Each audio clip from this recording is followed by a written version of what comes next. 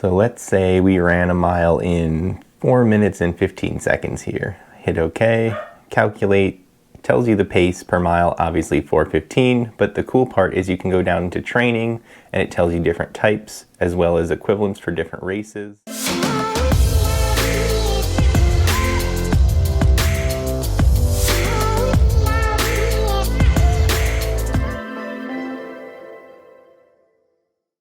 Hey, how's everybody doing today?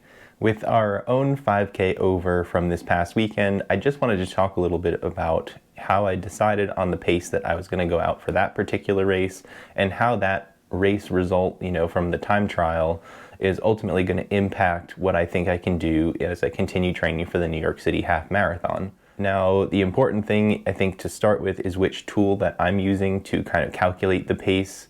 I mentioned yesterday that I had worked with a coach, Brian Rossetti, who had worked closely with, a famous coach, Jack Daniels. If you don't know him, you could definitely take a look and look him up. And he and Brian and his team kind of created this app and program for training to connect with coaches called the V.O2 app. And I'll show you here on the screen, there's also a V.O2 calculator app. So it's kind of like a side app to the V.O2 app where you actually have your training programs and things connected with your coach. The V.O2 calculator app is simply an app where you can just go in and anyone can use it. So up on the screen here, you can see the two apps, V.O2 and V.Calc. You should be able to find them in the App Store for Apple and Android. So if I go into that Calc app, you can see here, again, you can plug in different race distances. So let's say we just had our 15K in Central Park, and you can plug in your finish time, which I believe at the time mine was 1 hour and 20 minutes and some seconds. If I calculate that, it gives me obviously the pace. If that was, projected time you wanted to hit, this would have to be the pace you need to run in order to get there. But again, even cooler is if you go to the bottom and click on training, it'll tell you your appropriate, easy pace ranges, your marathon efforts if you went out for a workout to do a marathon effort run, a threshold effort run, and then at the bottom they have different things like interval, repetition, fast reps. So something like a 400 or 200, that would be a repetition pace. So you could see you're supposed to run a 148 rep. 200 meter would be a 54-second rep. You could do faster reps, 140 or 50, and that's kind of where I get my range when I talk about I should do 140 to 148 for my 400 meters. This is where it was coming from. It was from, the fast rep or fast end of it should be 140, and a regular rep pace would really be a 148. So that's where I was getting my different pacing for the workouts. If we go over to the third tab at the bottom, you'll see there's equivalent, and this is where you can then see your equivalent race time. So if you ran a time trial to find out how fast you should run maybe a marathon, like let's say you run a 5K to test out what you should be thinking about for your marathon, this last page here would be telling you, okay, now this marathon, if someone ran a 15K around what I did in 1 hour and 20 minutes, my marathon time I should be going for is around 3 hours and 58 minutes and 7 seconds here. Overall, for the last 3 or 4 years, this calculator has been very close to, what I was really able to do when I'm out there racing on the roads. So now the last thing I want to look at and talk about is, yesterday I ran a 24:35, I think, for the 5K out on that, kind of treacherous, icy, snow-covered path. And what's interesting is if we look in here and we put in 24:40, we see the pace 7:56, which is what I ran. And I actually just put a buffer here. I put 24:40 just because, again, I ran the race by GPS, so it could be off by a little bit. So I just plugged in 24:40 as the finishing time. Now let's look at the race equivalents. Now, if we look at the 15K here, now I'm seeing a 15K projected time of 1:18:55. So what happened in theory is that I've actually gotten a little bit more fit as a runner since the Ted Corbett 15K, which, makes some sense. I've been doing some track workouts. I've always kind of said too, I think the volume was what was hurting me even during New York City Marathon with some injuries. So I felt like I was a little bit quicker at the shorter distances, and that's kind of reflected here, whether it's completely fitness gain or just me being a little bit more able to run quick for the shorter distance. You can see that here, and now if I trained appropriately and got the right mileage in, I should be able to run a 15K now at 1:18:55, in theory, according to the app.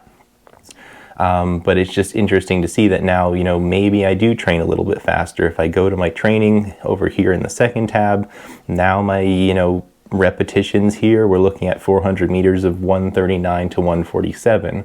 So it's just a tiny bit quicker. So overall, you know, it's just interesting to look at. It's interesting to see where my training may go from here as I hopefully continue to get faster. My training paces will increase, my easy paces will increase, my race projections will increase as we get into our next, you know, the Washington Heights 5K is coming up in not too long. You know, all those races now I can start to see and adjust and plan accordingly, and I'll go out and try and run a little bit faster according to where my training seems to be based on this calculator today. So hopefully that wasn't too long and boring or too long-winded. If you have more questions about like what the number is on the top right or anything like that, put it in the comments below. I'm happy to explain how the app works further. Let's get outside. Today we do need to do a 3.5 mile easy run. We'll go outside and get the run in.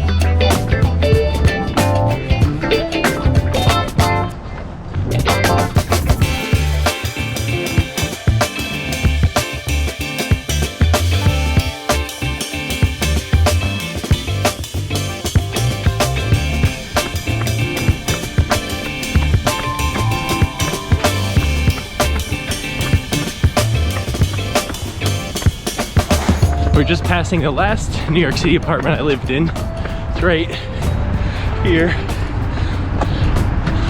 up on the water.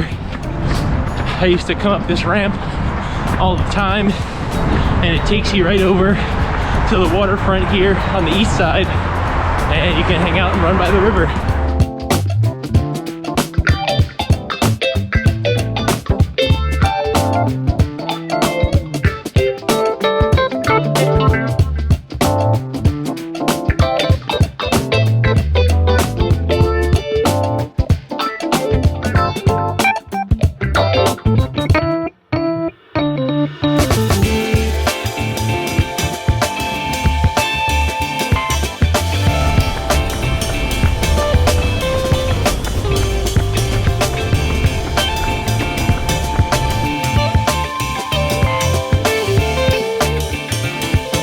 Okay guys, we'll keep it really short and sweet. I know it's been kind of a long video. I'm just going to tell you the pace for today. I also just am going to take it with a grain of salt. It seems like maybe there was some issues with the GPS with all of the buildings and everything in New York City. So this particular run came in at 9:18 per mile.